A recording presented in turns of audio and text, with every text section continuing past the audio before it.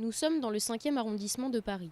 C'est derrière cette porte, au rez-de-chaussée d'un immeuble parisien, qu'en 2011, Anne Young, praticienne non-voyante exerçant l'art du Reiki, s'est installée dans le cabinet d'un naturopathe. Aujourd'hui, nous la rencontrons afin d'en savoir un peu plus sur cette ancienne technique japonaise censée relaxer et apporter un bien-être intérieur aux patients. Bonjour, bienvenue. Alors, le Reiki est une pratique holistique en fait, il s'agit de proposer à la personne un soin énergétique, hein, qui va concerner la personne dans tout son être entier, c'est-à-dire aussi bien son corps que sa spiritualité. Alors j'entends par spiritualité l'ouverture de la conscience, hein.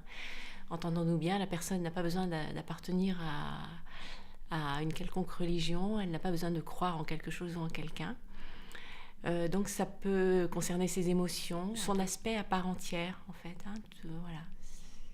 J'explique toujours à la personne qui va recevoir une séance de Reiki que c'est un moment pour lui, pour elle, hein, qui est vraiment que la personne vient chercher et qu'elle va recevoir l'énergie universelle, hein. L'énergie universelle, c'est une énergie qu'on trouve partout dans la nature, dans tout ce qui vit.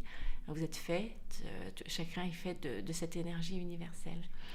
Donc le protocole en lui-même, donc on commence par la tête, voilà, on pose les mains sur différents points, parce qu'en fait ce qu'il faut savoir c'est que le Reiki travaille sur les points d'acupuncture, sur les méridiens, sur les chakras, sans pour autant qu'on ait besoin d'apprendre où il se trouve, comment il s'appelle, etc. Voilà, on est au niveau de la tête de la personne, puis petit à petit on descend, hein, on arrive voilà, au niveau de sa nuque, de son sternum, de son ventre, et puis on arrive au niveau de son bassin, de ses genoux, etc., jusqu'à ses pieds. Puis après, on demande à la personne de se retourner et on fait la même pratique sur le ventre, quand la personne est sur le ventre.